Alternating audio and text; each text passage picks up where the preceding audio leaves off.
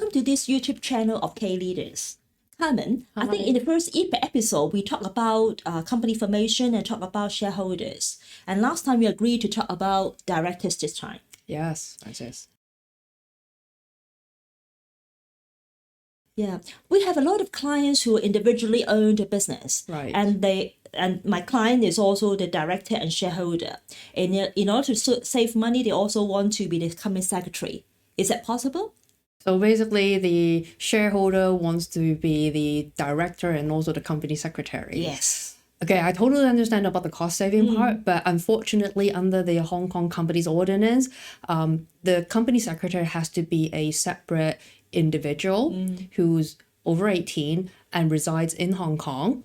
Or alternatively, a company can actually hire professional service firms such as Francis, yourself, to be responsible and be the company secretary. So Francis, you asked about whether it is possible for the shareholder to also be the sole director of the company. Well, under the company's ordinance, yes, that is possible. So let us take a quick look at the requirement of the appointment of a director of a company.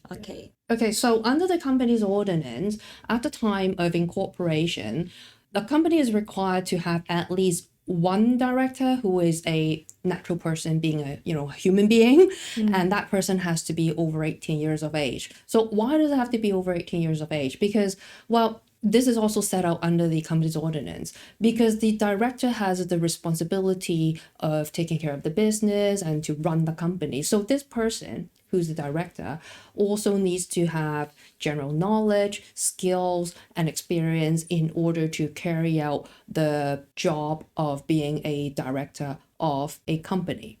But there's something I want to point out to everyone, is that there are certain individuals who are not qualified to be appointed as a director of a company. So these are individuals that are such as someone who's a minor who's under 18 years of age, someone who is already bankrupt, or someone who has no legal capacity, or someone who is already disqualified by the courts to be unfit to carry out the duties of a director. Going back to your question about having the shareholder being also the sole director. Now, this is not mandatory under the company's ordinance, but I do recommend that in the event that you only have one director, a sole director who's also the shareholder of the company, is that this company should also appoint a reserve director, being someone who's also 18 years of age, so that in the event that the sole director pass away just accidentally, then at least the reserve director can step in and actually take care of matters of the company. Hi, Carmen. So you talk about a lot of requirements for qualification of a director. So what is their general responsibility as a director?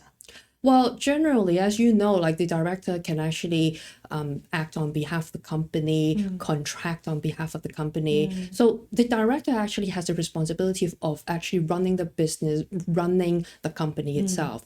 So in order to understand the responsibility of a director, I think we should first understand where that responsibility and where the power is actually coming from. So generally, the power and responsibility of the director, they're coming from the company's ordinance and also the articles of association of a company. So Francis, I'm sure you've heard. So basically, the Articles of Association is a special contract that's made in between the shareholders and the company itself, setting out all the powers, limitations, and responsibilities of the directors, and how the company should be run and how decisions should be made. So there's one thing I want to point out to everyone, is that because a director can act and represent on behalf of the company, so any act or any contracts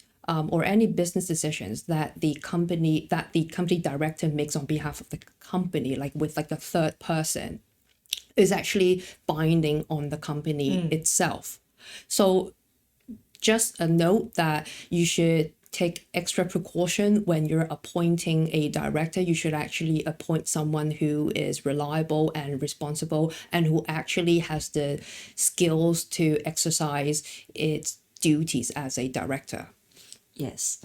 So, Carmen, I think the company registry has issued a publication to the public to understand the general responsibilities of a director. And if you are interested, you can go to the company registry website to download a copy. And you mentioned about the article association. The law also provides a specimen. You can take reference to that specimen or adopt it. Well, you could, yes. So, Carmen, what is your advice to our clients being the director not to do? Not to do. So let us take a quick look. So generally, a director has a fiduciary duty to act in the best interest of the company. So what does that mean? So generally, the director should take into consideration of the economic benefits of all the shareholders as a whole, that being the acting in the best interest of the company. And also, the director should also avoid being in conflict, placing his own personal interest in front of the company's interest. Maybe we can take a look at an example here, because I think, Francis, as you know, like a lot of people they can be directors of a couple of companies and they're also shareholders of other companies. And those companies, they may have business transactions in between both of them. Yeah.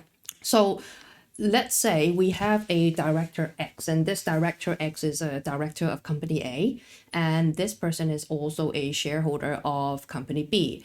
Now, company A and company B, they enter into business transactions, and because of this, Mr. X, as a shareholder of company B, may, because of the business transactions, would actually economically benefit from it. So in this particular instance, then what should Mr. X do in order to avoid being in breach of his director's duties? So Mr. X, and this is something that I would suggest, is that Mr. X, like before company A and company B enter into business transaction, Mr. X should actually declare his interest at both company A and company B by providing company A and company B with all the details of the transactions and the relationships in between himself and company A and company B, so that the uninterested directors of company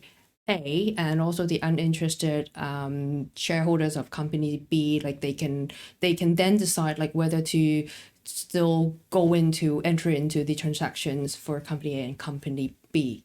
Carmen, we have clients who have partnered with some third-party companies, and those third-party companies do appoint their own personnel to the board of directors. But for some reason, they have disposed and the directors do not cooperate or not even attend the meetings. So what should they do at those circumstances? Well, Francis, no doubt that is a very undesirable situation to be in. And it can be quite problematic for a lot of shareholders. And I've heard of it quite a bit. So in this instance, I would suggest a more pragmatic approach is to perhaps dismiss this particular director, so that it would stop the director from going out to act on behalf of the company and contract on behalf of the company, and perhaps get the company to enter into transactions that's not in the best interest of the company. But in the event that the director has already done damage to the company and the company has suffered loss, then the company can take legal action against the director and claim for damages. I see. I think most of my clients would not prefer the legal actions option. They would just want to settle it internally. But anyway, I think if you have third-party shareholders, I think it's very good advice at the very beginning that you should enter into some sort of shareholders agreement, set up all the scenario in case of deadlock or that kind of things, what to do. So Carmen, can you share with us at the next episode about how to prepare that shareholders agreement? Yeah, I'll talk about shareholders agreement in our next episode. Okay, so thank you so much for watching and see you next time. Bye. Thank you for watching this video. If you like it, please give us a like and subscribe.